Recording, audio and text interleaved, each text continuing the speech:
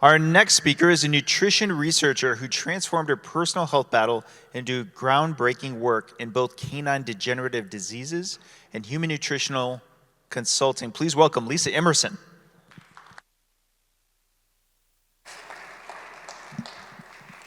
Hello, everybody. I was a bit of an overachiever, and I decided to put 92 slides together.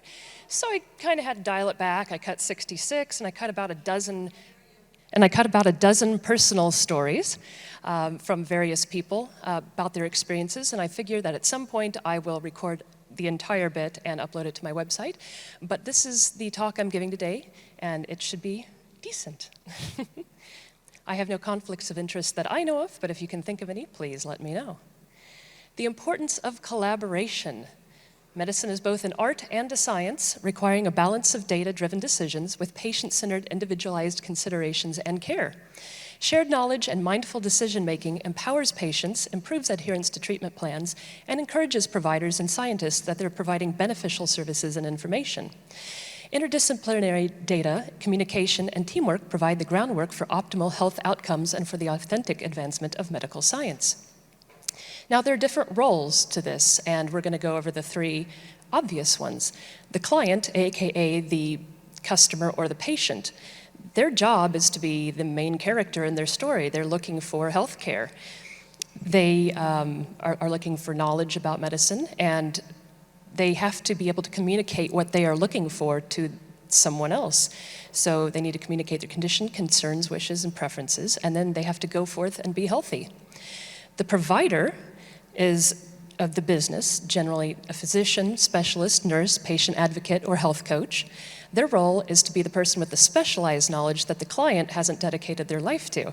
So they're the ones that are providing the skilled services with the knowledge. And they have to see to the patient in a decent way and provide information to them and meet the expectations and then maintain informed consent. The engineer is the investigative scientist. There is researchers, there are academics, biohackers, other such roles. And this is other people with advanced knowledge that you look to for information. They uphold the scientific method and translate findings into usable information, mostly for providers, but also sometimes for clients.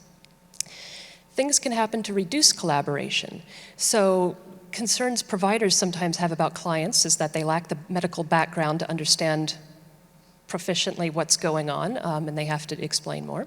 The client might have a challenging interaction style or family members that make it difficult.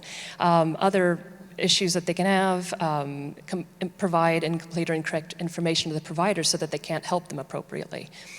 The provider, the clients are concerned that they might have restricted access to a provider. They might have, different interaction styles, fragmented care with multiple providers or just with one provider. They worry their provider might not care enough to investigate for them. Engineers, concerns that others might have is that they might provide incorrect or incomplete information or not follow the scientific method or have transparency.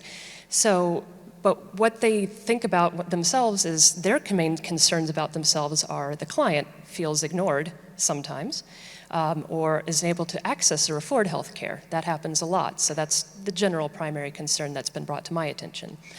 Providers, their concerns are they just don't have enough time. Sometimes the clients don't comply and they don't feel like they're helping them in that way, and also there's burnout. Engineers, other ones I've talked to, agree that sometimes their information that they give is not universally applicable, so it's not helpful to everyone or just a small number.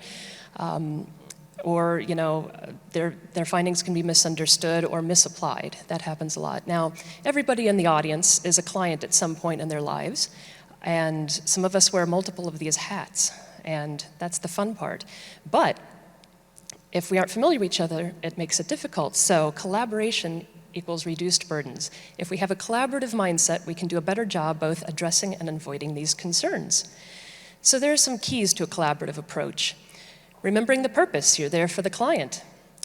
Defining parameters by setting personalized and prioritized expectations and goals. Communicating clearly and respectfully, and relating knowledge and actively listening and engaging. Troubleshooting, teachability, even follow through, following up, and taking ownership. And we'll get to some of that. So part of the expectations can come into time management. So when a client makes an appointment with a provider, they need to know what they're coming to the provider for. What do they want? What do they expect out of it? They need to be on time, and they need to be prepared with a list of questions or concerns they have, and then have their lists of information ready to go so that there's no time wasted and they can get what they want out of the experience. So we moved to LA. My father gets a job at the Palm restaurant. My Uncle Junior works there, who is a Jehovah's Witness, believe it or not. He went from Catholic to Jehovah. So the point is, don't wander off topic. There's a lot of wasted time, and it cuts down on just everything you can get done in your appointment. But, if they have time, talk away. And you have to recognize that not all appointments have to be packed full of content. Sometimes they're just simple, quick, easy follow-ups, no big deal. Providers are much the same. They need to get an idea of what the patient is after when they're making the appointment, and that way they can, set the time and expectations and come up with ideas ahead of time before the client shows up. Also, one great thing is to actually read what you have the clients fill out before the appointment. That way you're not repeating things. And of course, plan enough time within reason. Get your money, man. Life goes on. I'm hopeful. Yes, I am hopeful for today. Take this music and use it. Let it take you away. That happens a lot. But what you can do as a provider is, if it's going long, you can redirect the client, and if necessary, you can reschedule and make sure they understand, time. And as the provider and as the client, it applies both. Be on time and be present and focused. If you can't do that, you need to work on that, because that's going to cause a lot of problems. Hey, Bill, how's the heart attack going? It hurts. I'm in so much pain. Great. Patient's a 35-year-old morbidly obese male with no complaints today. Hey, so I just sent over 8 new prescriptions to your pharmacy, and I'll see you back in 3 months, okay? Okay, but you didn't even address any of my concerns. Try to lose about 20 pounds, okay? Patient was counseled on the importance of losing weight, diet, and exercise. About 30 minutes was spent on counseling.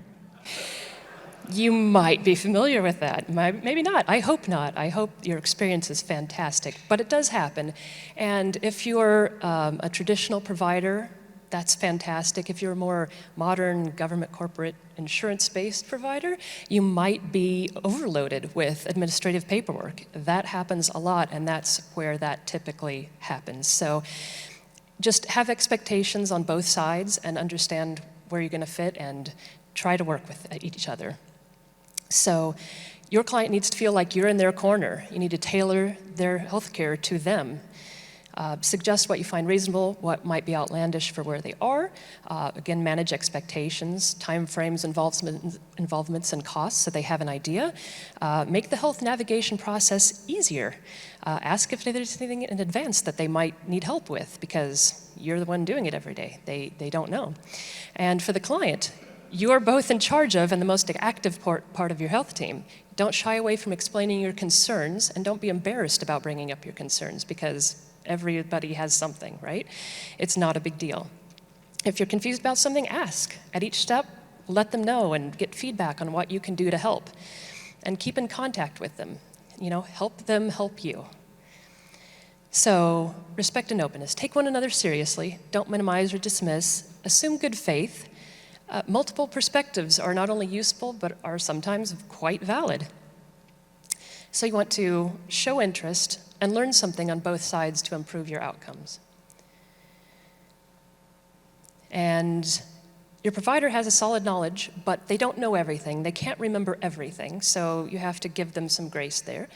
But the thing is, you should know about yourself. So when you walk in, again, that's part of preparedness, so that you can know what you have and help them.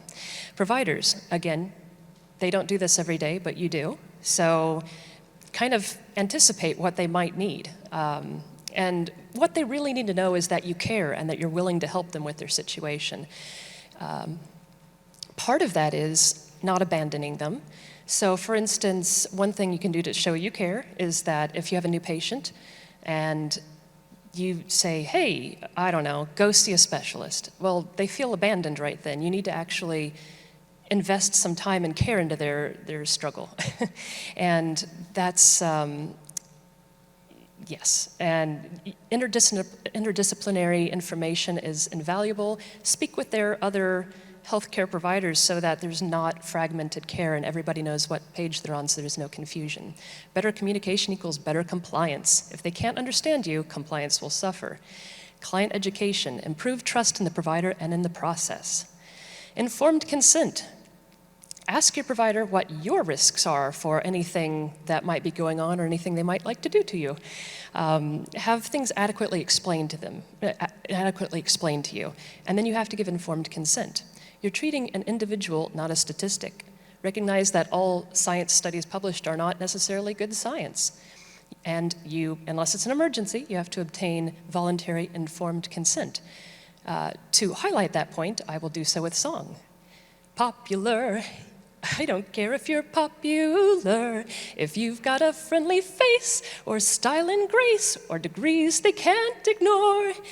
If they don't say yes, then the answer's no. No. Thank you. Can we have a moment of silence for poor Beaker there, because the song is for him. So, breakdown of trust, mismatched expectations. That's a very common issue. Not making an effort, one side or the other, you have to put in the effort you want to get out of the situation. Lack of coordination, again, fragmented care can result, leading to confusion, interactions, things like that. Compliance, when they don't understand or can't access treatments. Collaboration stalls, frustration builds, and dissatisfaction results on both sides. Trust is built on authentic communication and competent follow-through action.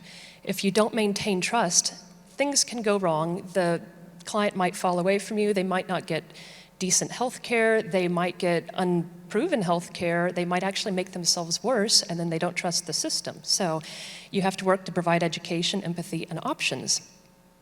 Now, not all clients will work out with a particular provider. If that's the case, that's understandable. Sometimes the provider doesn't work with the client. I mean, there are conflicts sometimes. If it doesn't work out, it doesn't work out. But if it's not working out, you don't have to stay married to this person. I mean, you can get on with your lives and kindly let them know and, have great success with another provider. Keep communicating. Get test results back without being prompted, without them having to chase after you. Provide feedback to one another, and don't gatekeep feedback. Remember that you're there to help one another. Did you get the help you needed? Fantastic. If not, see what you can do about it. Providers, did you give the help that they needed? You're going to know the answer to that because you're going to communicate with them. And if you didn't necessarily help them, sometimes that happens, and you just have to learn something from everybody you work with, because if you're not learning, you're probably doing it wrong.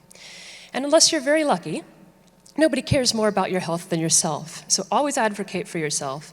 If you don't feel comfortable advocating for yourself, find someone to do that for you. There are people out there who can do that. Don't force yourself to be in poor situations. This is not what you want to end up with. This is what we want, success for all parties involved. That's the goal.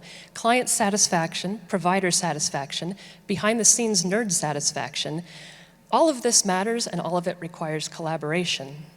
And ever since, it's been damn good times.